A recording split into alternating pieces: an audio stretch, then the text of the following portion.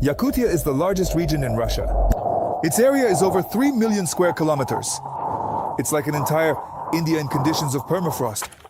But unlike India, Yakutia is one of the least populated regions in Russia. Less than a third of a person per square kilometer. So it's no wonder that here, on the left bank of the Lena River, south of Yakutsk, there are villages like this that have preserved their ancient way of life, where residents ride horses and bake in the oven. Pancakes and bread, they cut ice with a traditional ice pick. However, you can truly immerse yourself in Yakutian history, perhaps only in winter, when it's -40 outside. And Ulan-Urak, the Great River as the locals call it, is covered with ice ridges. In warm weather, many Dhaka owners and tourists come. The famous Lena Pillars rise. Until an ice road is built, life beyond the cliffs is like an ethnographic museum. After all, right opposite, above the right bank, rise the famous Lena Pillars. But until an ice road is built across the Great River, life on the other side of the world-famous cliffs flows in the old way, as if in a large ethnographic museum. It's 200 kilometers from Yakutsk airport to the village of Tumul, where we were planning to stay. 3 hours in a warmed-up car became a lifesaver. Arriving in Tumul, it seemed lifeless until we saw a man with a horse heading to the river. And the long journey helped us get used to the thought of the harsh frosts and the endless taiga around. When we finally arrived in Tumul, at first glance, it seemed to us like a lifeless village, until we saw a stocky man heading towards the river with a scruffy little horse. He introduced himself to Eskil and suggested taking a walk to the hole in the ice. This, to keep it from freezing too much, we close it. So it doesn't freeze too much. With a traditional Yakut ice pick, which resembles a hunting spear in shape and tip design, Eskil breaks the ice in the hole so that his mare can drink. The ice crust formed in less than an hour. Not long before we arrived, cows were brought to drink. Well, their owner had to work hard to clear the hole in the ice. When I close it, it's 5 centimeters. Still, probably even more. Still, It'll be 5 now. Otherwise, if you leave it covered, it will all freeze. You don't need to water local horses. It will freeze. actually, you don't need to water the local horses. To quench their thirst, they eat snow. And even at -60, they are able to get food from under snowdrifts. But this mare requires special care. She takes care of her offspring. Well, she has that, the foal. She was with him. The foal! She was with him. Su. She's nursing, so she's getting a bit worn out. So I'll fatten her up a bit. Keskil is returning to the village. On the way, he talks about the horses. He has 7 of them. Most of the people on the island are busy with Tibanovka, gathering grass for the winter pastures. Satanvara. A foal is left at home. He has an important milestone in his life today. He will learn to sleep on his own. Without mom. Sakakakakok. It's essential to train the young stock. During the day, under supervision. If he gets tangled in the tether at night and falls, he could die. We're helping Keskil. Catch the foal. Go over there, that way. Slowly, over there. Aha, this one. After that, the owner leads the little one to the fence, where he will spend his first night alone. More painting is needed. We need to paint some more. 1/2 meter. In the hallway of the house, we notice a spear, an ancient weapon passed down from grandfathers. But, as it turned out, this is an ancient weapon passed down from grandfathers, with which several generations of Eskil's ancestors went bear hunting. These days, bears are not hunted in these parts.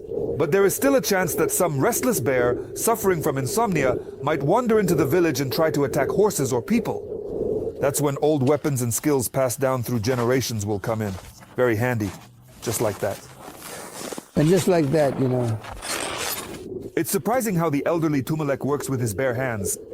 Here, along the banks of the Lena, in addition to the deep freeze, a person is also tormented by the sharp, biting wind. Keskil tamed frost. All freezes, he tamed frost, and now it doesn't bite him anymore. But here, everything freezes. Equipment malfunctions. The microphone is starting to act up, and the camera's display refuses to work. We need shelter to warm up the equipment and to warm ourselves. We're inviting ourselves over to Alexei's place, who, like everyone here, lives in pretty much the same conditions. What people lived in 100 years ago. Yes. Special water will be prepared. No running water, no heating, just a convenience in the yard, a typical village life that, considering the temperature outside, seems unbelievable. Alexei is heating up 2 stoves at once, but for some reason, he's throwing sandwiches into the fire, bread with butter as an offering. For some reason, he's throwing sandwiches into the stove, bread with butter as an offering. This is, of course, a modern version of an ancient tradition. Actually, you need pancakes to feed the spirits. And if, for example, you need to feed a big river, they should definitely be laid out. Clockwise, or it won't work. It has to be clockwise. Well, that's how it should be, not the other way around. How do you know that's how it should be? That's indeed how the tradition goes. But pancakes aren't always on hand, and the spirits don't seem to mind sandwiches at all. At the Rodionovs' house, there are always guests, who aren't bothered by the lack of amenities. The main thing is the view from the window. It's stunning. This is the most beautiful spot in the middle, opposite our village. However, there are almost no tourists right now. There are too many ice floes this time on the river. You can get to the Lena Pillars either on foot or by special transport. But in about a month and a half, the boom will start, and right along the Lena, one after another. Comfortable tourist buses will go after the others. They were in Kitasha, look, they even got out of the bus. It rolled out. We went back out, then came in. They didn't want to go there. In February, they were a bit scared. They called me specifically. I went there to take them for a ride, then they didn't want to. Every year, there are more and more tourists in these places. They didn't want to. Every year, there are more and more tourists in these places. A year and a half ago, the Lena Pillars became a national park, and news about the local beauty is spreading all over the world. So now in winter, there are buses here, and in summer, there are riverboats. There are plans to build hotels and a modern road. Why don't we need a road? Let it be that way. Let it go home. Otherwise, the road will be really uninteresting. It won't be that interesting. The young residents of Tumul disagree with Rodionov. According to official statistics, the population of the village has decreased by almost a quarter over the past 15 years. Actually, it's even worse. Out of the 200 people registered here, most only come in the summer. And the village is dying, turning into a summer cottage settlement. And Alexei himself admits this. People are leaving us in Tumula. There's no work. So, the villages are emptying out. The villages are emptying out, yes. Kiskil Kirov, in this sense, went against the statistics. He came here to Tumul with his horses not long ago, a couple of years back, when these places were designated as a national park. Kiskil has a plan. He wants to get a job as a firefighting tractor driver at the Lena Pillars. There's already a fire. It's already in front of the fire. You go, you're going. So it doesn't spread. Yes, further down. The fire didn't spread. Already hanging out. About 10 years ago, he even wrote a letter to the president. At that time, it was Dmitry Medvedev. Kiskil tried to explain to the head of state what a good firefighting tractor should be like. The letter consisted of 15 points. What's there? Well, to make armor. From the bottom, a capital one for the firefighting tractor. From the front, so that there's armor with a bumper. And from the front, there was a winch in the front, a firefighting tractor. And on top, so that this too, a tree, will fall. And there must also be a fire plow and a water tank at the back. And 2 assistants next to him. Every summer, fires take away huge areas from the taiga.